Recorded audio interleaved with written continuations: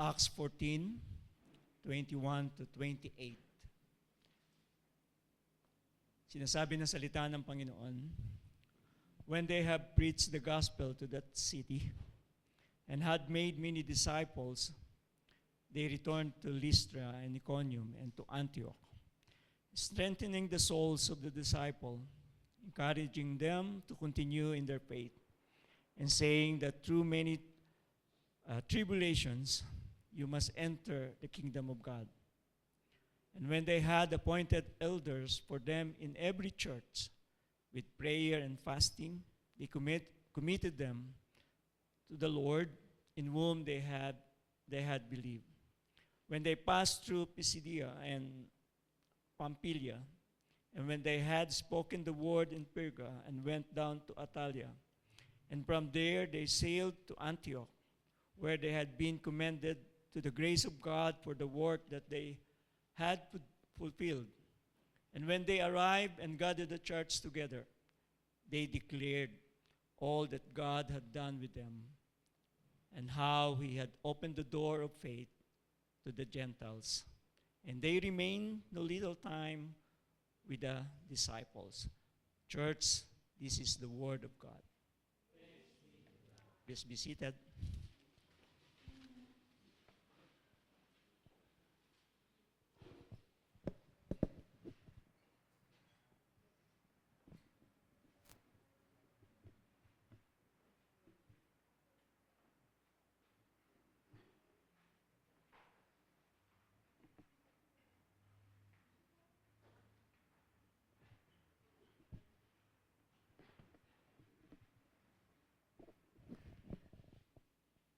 Let me start po sa isang katanungan po sa atin. When was the last time you feel discouraged? Kailan po kayo na-discouraged? Kailan po yung huli? Siguro po ako kanina lang. I feel discouraged. I feel frustrated po. Ito po tayo mga kapatid. Human nature often leads to discouragement or frustrations.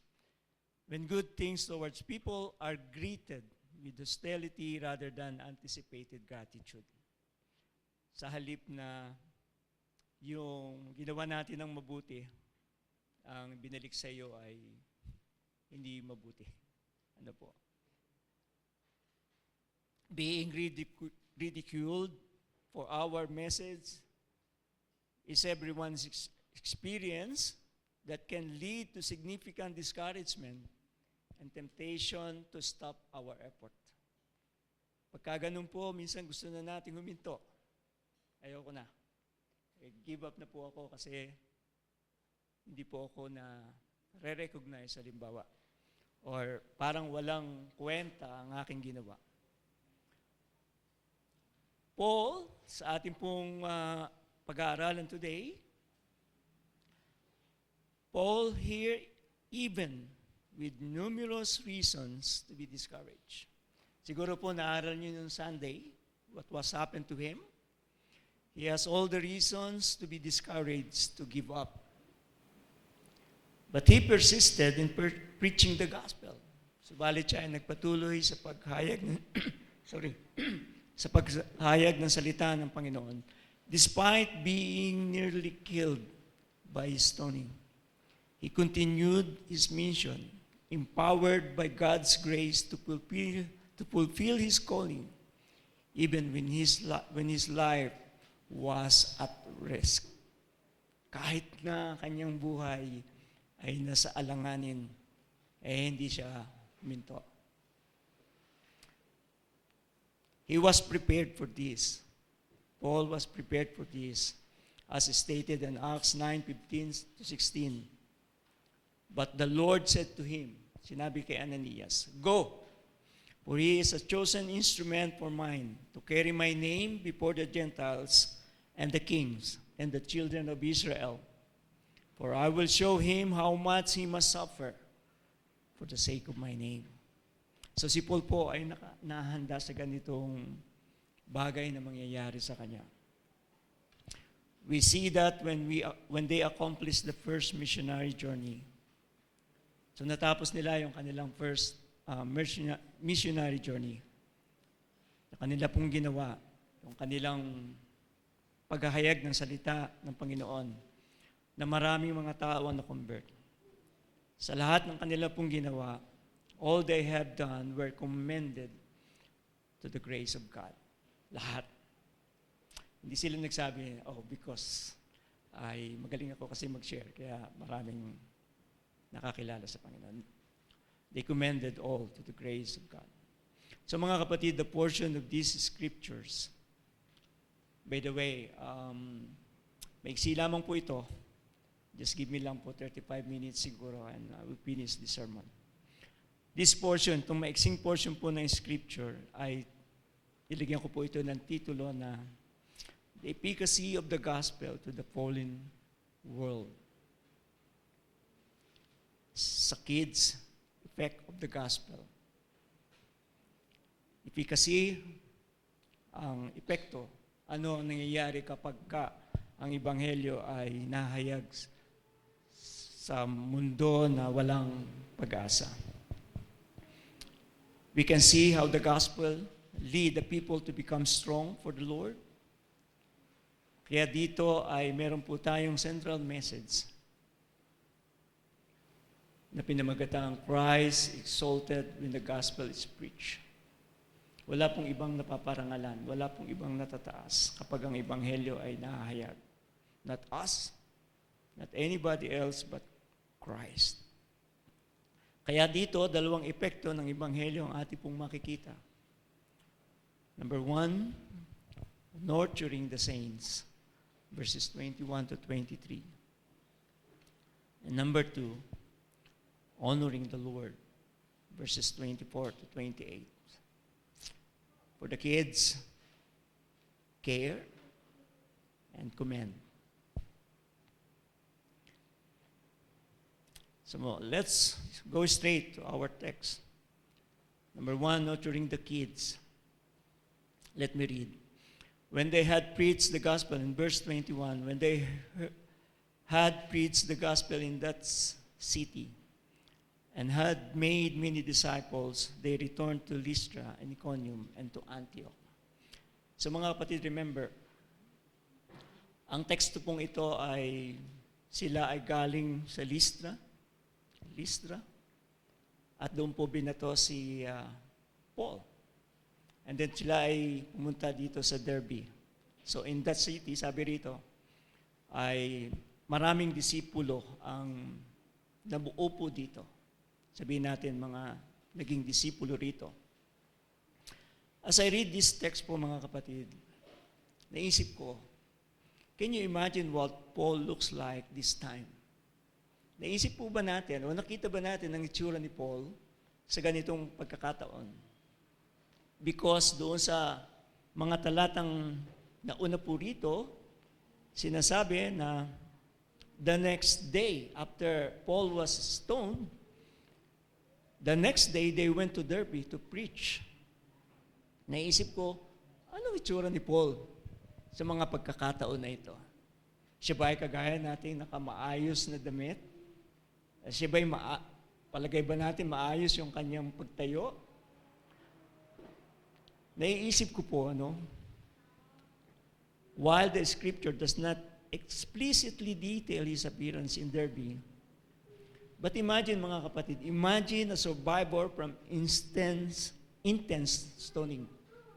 Subukan natin magpabato na halos mamatay tayo and look sa ating pong mga sarili. Ano yung itsura natin? Naisip ko siguro yung stain ng blood, kasi hinilas siya. At nung siya ay nakalugmok, na inakala ng mga Hudyo, siya ay patay na. Tapos hinilas siyang palabas out of the city, sabi ng salita ng Panginoon. Tingin po ba natin yung mga bato na ginamit sa kanya ay maliliit lang? Na para lang siyang binato lang? I don't think so. Yung bang pagbato sa kanya ay sa katawan lang? Batuhin natin si Paul. Sa katawan lang magpatamaan sa ulo. But ang intention po mga kapatid is to kill him. Para siya patayin. And they thought, napatay na talaga si Paul. He was bruised and badly beaten. Had even dragged him out of the city. So mga kapatid, napipicture ko po si Paul na nakatayo, nagpipreach ng gospel, na may mga marka pa sa kanyang mga mukha na dugo. Or sabihin natin siguro, that time baka may bandage si Paul. O baka hindi siya nakakatayo ng maayos, hirap siyang tumayo. Pagkatapos ng mga nangyari sa kanya. Swollen face, the bruises sa kanyang katawan, sa kanyang mukha. But how Paul was able to stand on this and still preach? Paano po nagawa ni Paul na makatayo at siya ay makapag-preach pa rin? We can find no answer except because of the gospel. Because of the calling of Christ to preach the gospel. He never feared what was coming his way for the sake of the gospel.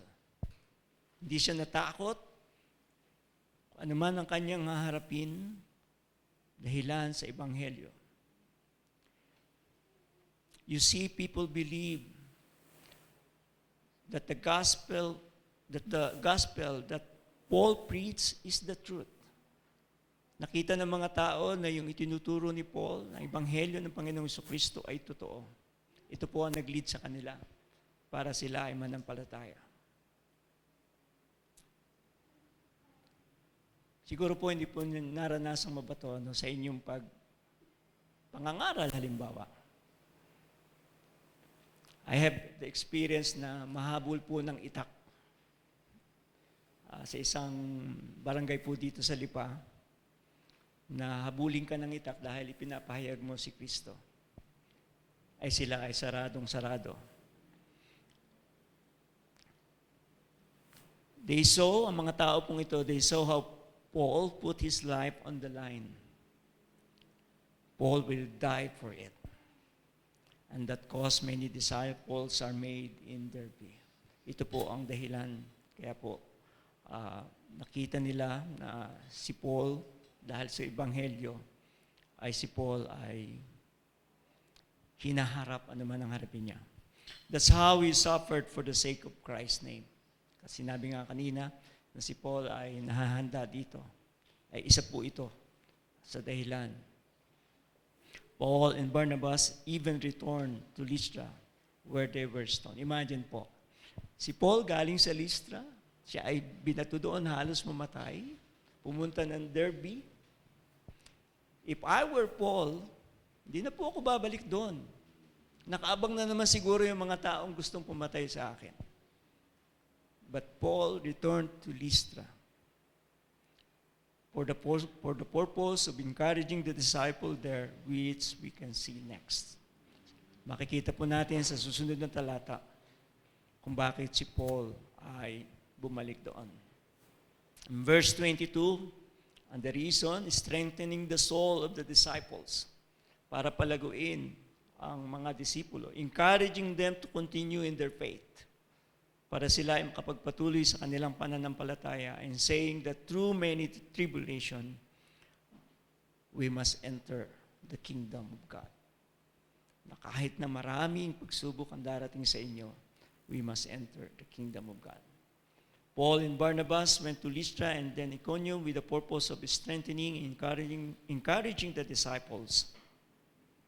People tend to discourage if they don't expect what is coming and not ready for adversaries.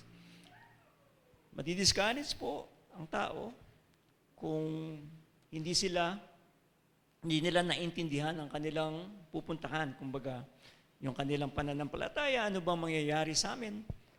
Kung meron kaming pananampalataya, kami ba ay magiging maayos ang buhay namin?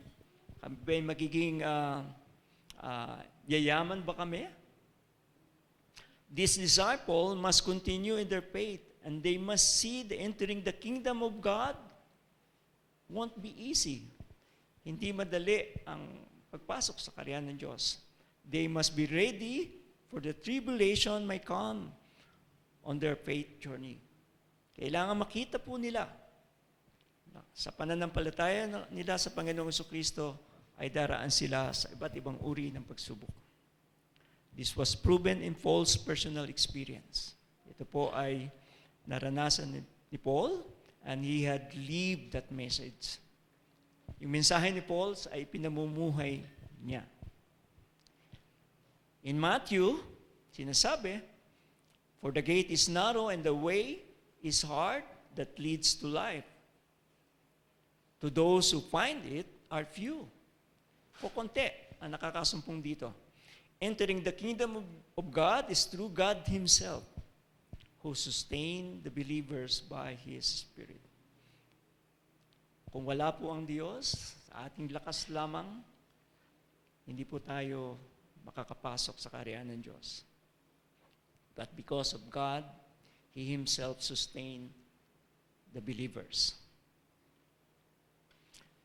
Verse 23, "And when they had appointed," pagkatapos po nito, "when they had appointed elders for them in every church, with prayer and fasting, they committed them to the Lord in whom they had believed." See, mga kapatid, these believers must be taken care of properly. Sinasabi na hindi lang ang commitment nila Paul ay mga bagong Kristiyano, kundi magtayo ng simbahan. Hindi po ang commitment ni Paul magkaroon lamang ng mga converts. Share the gospel at maraming converts.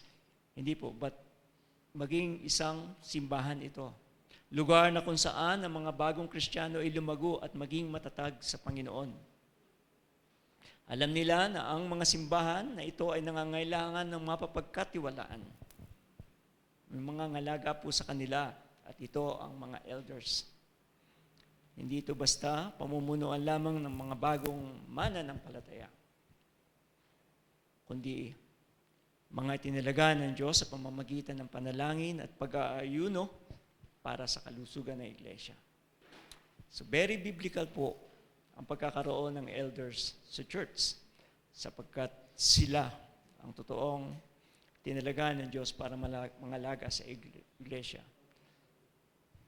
So, sinisigurado ni Paul at Barnabas na ang iglesia pong ito ay maaalagaan talaga. At dito sila, kaya nga sila naglagay ng mga elders. And so, Paul and Barnabas committed them to the Lord in whom they had believed. Not to Paul and Barnabas as the church belonged to Jesus.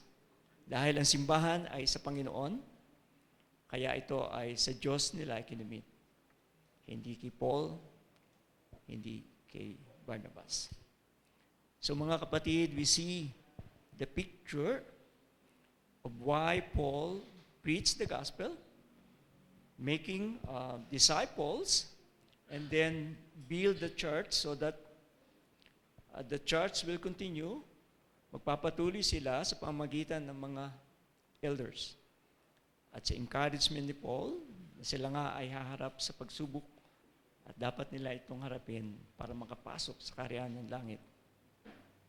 So that's the nurturing the saints, pangangalaga sa mga naligtas. Number 2, honoring the Lord. Verse 24 and 26, then they passed through Pisidia and Pamphylia, and when they had spoken the word in Perga, they went down to Attalia, and from there they sailed to Antioch, where they had been commended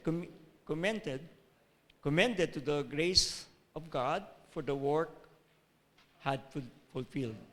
Ito po ang sinasabi natin na itinerary ni Paul at Barnabas on the way home. Pabalik sa kanilang home church ay ito po ang kanilang mga dinaanan. Each of these places, Paul and Barnabas keep preaching of the Word of God.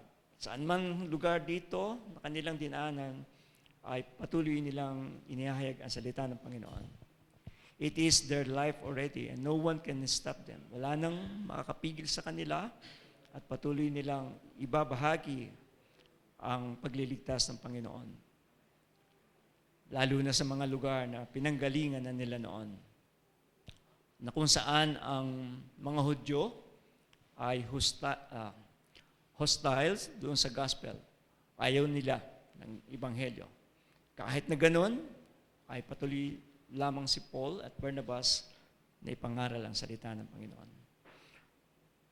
So upon reaching Antioch, makita po natin dito, all the works they have fulfilled was commended to the grace of God. The first missionary journey, mga kapatid, is completed by planting new churches and strengthening the existing ones. Completed, but not yet finished. Hindi pa po sila tapos sa kanilang mission. And then in verse 26 and 28, and when they arrived and gathered the church together, they declared all that God had done with them and how he had opened a door of faith to the Gentiles, and they remained little time with the disciples.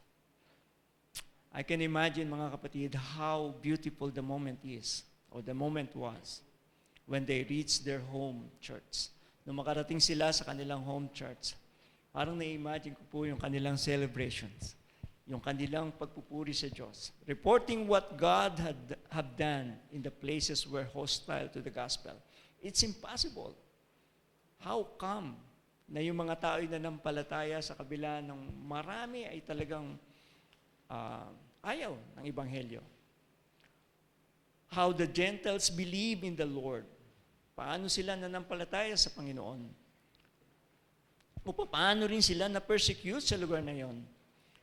How new churches were established with elders in place. Paano nagawa ito? Unimaginable strength on those times to continue. All the reasons to give up. Kumbaga, pack up na tayo and go home. Nahirapan tayo sa mga tao na ito. Papatayin lang nila tayo. Naisip ko lang na, sabi ko, paano si Barnabas? Kung si Paul ay binato, why not Barnabas? Bakit hindi siya sinaktan? Bakit siya na-spare? I was looking po kung ano nangyari kay Barnabas, but ang history ay nagsasabi na Barnabas was also killed or stoned to death because doon sa tradition. But dito po, sa kanilang pagtitipon na ito, nung bumalik na si Pablo sa kanyang mga kasamahan doon sa home church niya, ay nagdeklara sila ng kabutihan ng Diyos. He declared the goodness of God, His grace, His mercy, the work of the Spirit. Sinasabi nila, saying that all for His honor and glory. So sa lahat na nangyari sa kanila ay sa kaluwalhatian at karangalan ng Panginoon. Ewan ko po kung paano kayo nagkukwento ng accomplishment, halimbawa, sa inyong sambahayan, na sila ay super excited sa inyong sasabihin. And this is the situation probably doon po sa kanila, na yung mga nakikinig ay very excited. Wala silang magagawa kundi purihin ang Diyos. Sambahin ang Panginoon sapagkat they survive. Sila ay nakaligtas dito sa kanilang mga kinaharap. And all because of God. Now, mga kapatid, as I told you, this is so quick preaching. How we will internalize this? Paano natin ito i-internalize? What is the effect of this sa ating buhay ngayon? That we saw, paano natin, na nakita natin si Paul, na nagsumikap sa Ebanghelyo ng Panginoong Jesucristo. Nataya ang kanyang buhay. Hindi siya tumigil at siya ay nagpatuloy. And because of that, maraming nakakilala sa Panginoon. How we will internalize this in our time? Well, mga kapatid, before God reconciled us to Himself, tayo, we live in uncertainty and without hope. Namumuhay tayo ng walang katiyakan, walang pag-asa. Actually, we were unaware of our souls were perishing. Hindi po natin alam talaga before tayo ay niligtas ng Panginoon na tayo pala ay mapapahamak. Hindi po natin alam yon. If you ask people sa labas, pag namatay ka, saan ka pupunta? Maraming sasabihin, of course, sa heaven. That's what we know. The truth is, hindi. No. Kung wala ka sa Panginoon, every time yung pupunta ako sa mga lamay, at sinasabi na mabuti siya at siya ay nakapahinga na. He is resting in peace. Sinasabi ko po sa Bible study, there's no resting in peace kung wala ka kay Kristo. Walang kapahingahan ng kaluluwa ng tao na hindi mananampalataya. At hindi po tayo aware dito before. And we did not know that our names, hindi rin natin alam, our names had been written already in the book of life before the foundation of the world. Hindi rin natin alam na yung palang pangalan mo ay nakasulat sa langit bago likhain ang anumang bagay before the foundation of the world, as the Bible says. At some point, mga kapatid, in our condition, like the Gentile, someone shared the gospel with us. Very rare siguro na yung Biblia lang ang nabasa mo at ikaw ay nakakilala sa Panginoon. But most often than not is someone shared the gospel sa atin po. Yet, because of our sinful nature, we rejected it. Ayaw natin. I don't like yung sinasabi mo. Hindi ko gusto yan.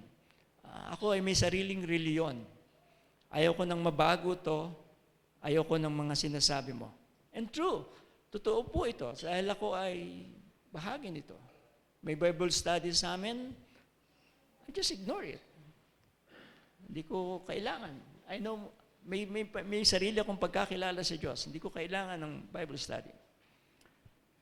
Believing we had no need for it. Naniniwala tayong hindi natin kailangan ito. Even after rejecting it many times sa ating buhay, maraming beses po natin itong ikinatuwa. But the gospel continued to pursue us until by His grace, the Lord opened our hearts and enabled us to respond in faith. Hindi tumigil ang Ebanghelyo na habulin ka, to pursue you sa Kanyang grasya. At binuksan ng Diyos ang ating puso at binigyan tayo ng kakayanan tumugon sa pananampalataya. That's what happened then, and that was happened sa mga nauna po sa atin, at ito rin po ang nangyari sa atin. Mga kapatid, we often do not realize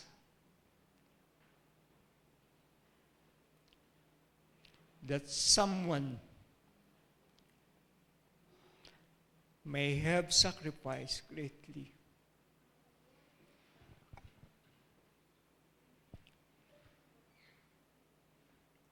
Even risking their own comfort and well-being just to bring the gospel to us.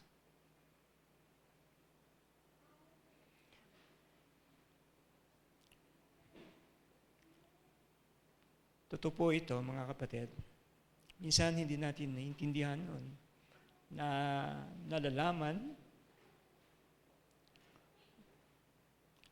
na meron talagang nagsakripisyo sa inyo, sa akin, upang ang Ebanghelyo ay makarating sa atin.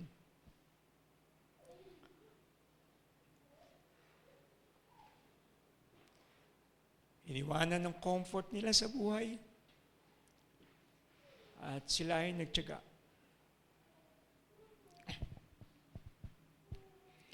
The gospel of the Lord Jesus Christ is precious not merely because of those who faithfully shared it,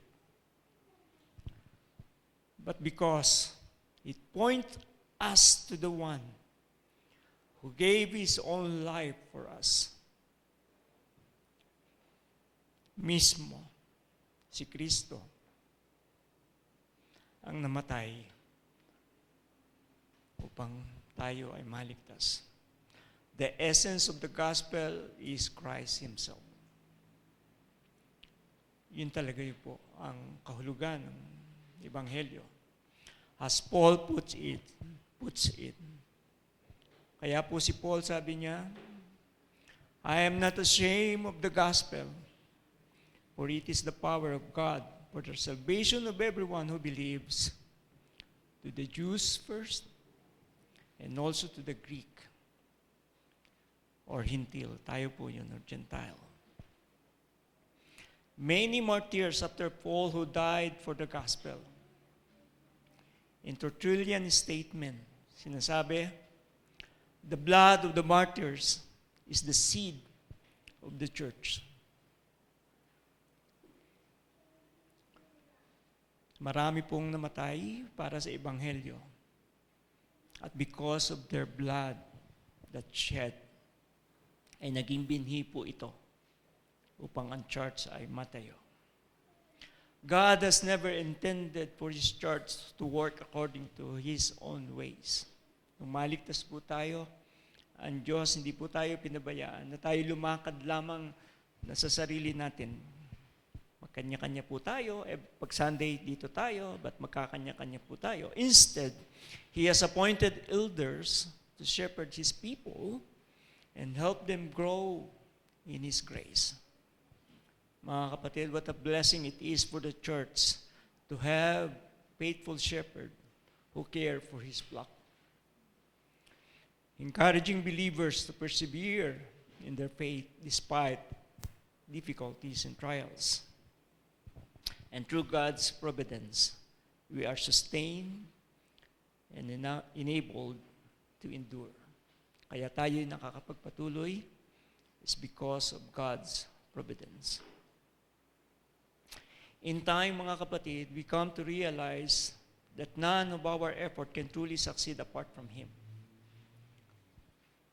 Every growth, perseverance, and victory is ultimately the result of His sovereign work in and through us. So mga kapatid, I hope na tayo po na niligtas ng Panginoon, that we treasure the gospel so much. Yung pagpapahalaga natin po sa Ebanghelyo.